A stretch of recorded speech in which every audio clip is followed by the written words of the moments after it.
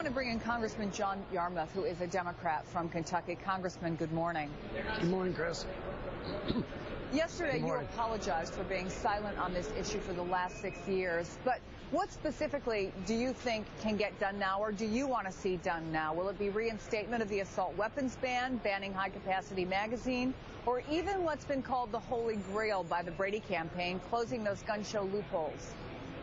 Well, I think, excuse me, all of the above. And certainly in my state, we have a large number of gun shows. We have a large number of unregulated gun sales and transactions. And those things do need to be subject to the background check. So I'm in favor of all of those steps. And I really applaud the president for kind of taking this multidimensional approach to it, because our educational system certainly is part of this, the ultimate solution to gun violence, and so is the healthcare system. So this is really the kind of broad discussion that we ought to be having.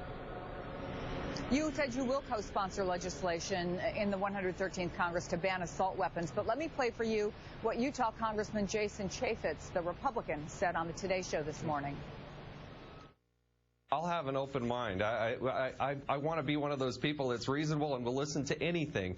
We did have an assault weapons ban for 10 years. The crime rate was going down before it. The crime rate, when it was lifted, continued to go down. Assault weapons account for less than 2% of the murders in this country. So what's your strategy? How do you convince your Republican colleagues to get on board, Congressman? You know, I think it's probably not going to be any of us convincing each other. I think that the tenor, the word that you used just a minute ago, or that your correspondent did, is absolutely right. Nobody in Congress, Republican or Democrat, wants to feel the way we feel now, which is the absolute pain of watching the faces of those little children who had died.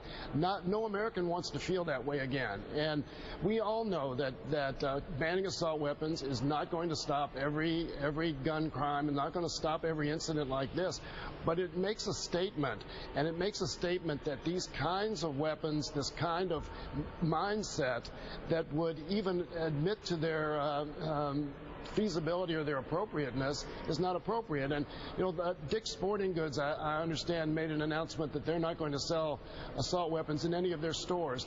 That's the kind of change in attitude mindset that I think we can all help promote, and that's why I was so determined not to remain silent anymore, because we do need to change minds in order to change the situation.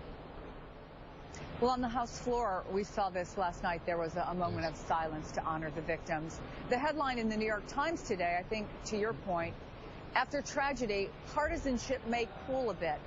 It does seem like the president and John Boehner are closer to a deal this morning. Do you think that this tragedy has softened hearts on the Hill in a way that not just will affect what we do about guns and maybe some other issues like that could be related to this terrible tragedy, but maybe also to the fiscal cliff negotiations?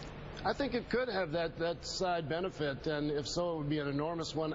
I think no one wants to appear petty at this moment, because the situation that you're reporting on so well is so grave and so sad. So, you know, anything that can help bring us together is beneficial, and I think the tone has definitely changed up here. I had a conversation with a Republican from my state, and it was a private conversation, so I won't say the name, but he's an A-rated NRA supporter, and he said the president's right, we need to do something. So, you know, those kind of conversations, I think, are going to become much more frequent as the days and weeks go by.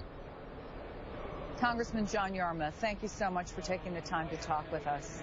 Thank you, Chris.